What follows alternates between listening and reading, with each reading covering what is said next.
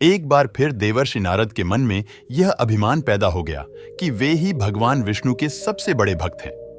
वे सोचने लगे, मैं रात दिन भगवान विष्णु का गुणगान करता हूं, फिर इस संसार में मुझसे बड़ा भक्त और कौन हो सकता है। किंतु पता नहीं श्रीहरि मुझे ऐसा समझते हैं या नहीं। ये विचार कर नारद भगवान विष्णु के पास क्षीर सागर में पहुंचे और उन्हें प्रणाम किया। विष्णु जी बोले, आओ नारद, कहो कैसे आना हुआ। नारद बोले, भगवान, मैं आपसे एक बात पूछने आया हूं।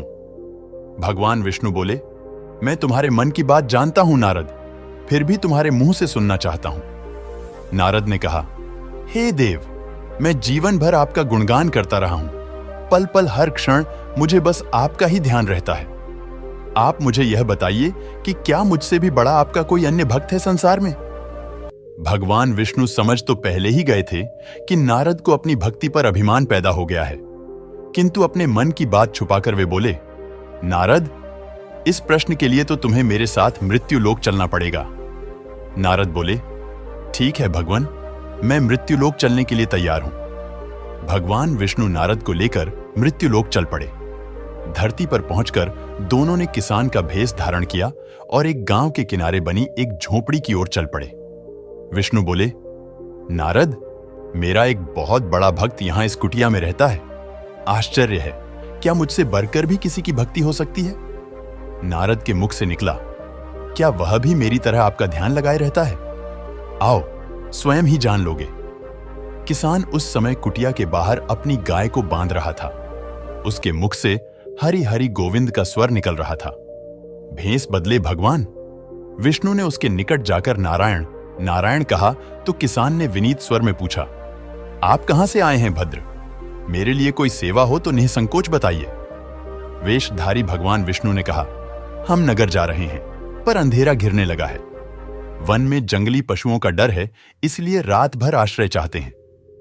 किसान ने प्रसन्न भाव से कहा, मेरी कुटिया में आपका स्वागत है। भगवान ने मुझे आप लोगों की सेवा करने का अवसर दिया है, बड़ी कृपा हुई उनकी।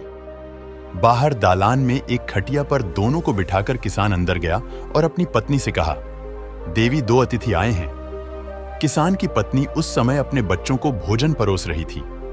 धीरे से आटे का बर्तन देखती हुई बोली, घर में इतना सा ही आटा है और ये बच्चे और भोजन मांग रहे हैं। किसान बोला, कोई बात नहीं, हम अतिथियों को भरपेट भोजन कराएंगे, तुम बच्चों को आज कांजी बनाकर पिला देना। नारद और भगवान विष्णु ने उन दोनों का सारा वार्तालाप सुना, फिर भी परीक्षा के लिए भोजन की थाली पर बैठ गए। जब दोनों भरपेट भोजन कर चुके तो नारद सोचने लगे, यह सीधा साधा गृहस्थ भगवान का सबसे बड़ा भक्त कैसे हो सकता है। उधर श्रीहरि ने किसान से और भोजन लाने की फरमाइश कर दी। बोले, मेरा पेट अभी नहीं भरा, क्या और भोजन मिलेगा। किसान रसोई घर में गया और जाकर पत्नी से पूछा, कुछ और भोजन बचा है क्या। पत्नी बोली, बच्चों के लिए कांजी बनाई है, बस वही शेष है। विष्णु और नारद वह भी पी गए। किसान और उसके परिवार को भूखे ही सोना पड़ा। भूखे बच्चे मां का आंचल थाम कह उठे, मां, नींद नहीं आ रही है, मुझे बड़े जोर की भूख लगी है। पिताजी ने उन अतिथियों को कांजी भी क्यों पिला दी। किसान ने बच्चे के सर पर हाथ फेरते हुए कहा, अतिथि को भोजन कराना स्वयं विष्णु भगवान को भोग लगाने के समान है बेटा। बाहर दालान में दोनों अतिथि अलग अलग बिस्तरों पर लेटे हुए थे। भगवान विष्णु ने कहा, तुमने सुना नारद, किसान और उसके परिवार को भोजन नहीं मिला, फिर भी वह मेरे गुण गा रहे हैं। यह तो कुछ भी नहीं है, मैंने तो कई कई दिनों तक भूखे रहकर आपका स्मरण किया है। अगले दिन सुबह उन्होंने देखा, किसान भगवान विष्णु की मूर्ति के सामने कह रहा था, गोविंद हरि हरि, तुम सदा मेरे मन में बसे रहो, बस मुझे कुछ और नहीं चाहिए। फिर दोनों अतिथियों से बोला, हरि की बड़ी कृपा है, वही जग का रखवाला है, प्रभु की दया से रात को कोई कष्ट तो नहीं हुआ। जब तक आपका जी चाहे तब तक आप दोनों यहां रहे, मैं खेत पर जा रहा हूं। किसान से भेषधारी श्रीहरि बोले, हम भी तुम्हारे साथ चलेंगे, यदि तुम्हें कोई आपत्ति ना हो तो। नारद और विष्णु भगवान किसान के साथ उसके खेत पर गए। किसान बोला, यही है अपना खेत, अब मैं अपना काम करूंगा। गोविंद हरि हरि।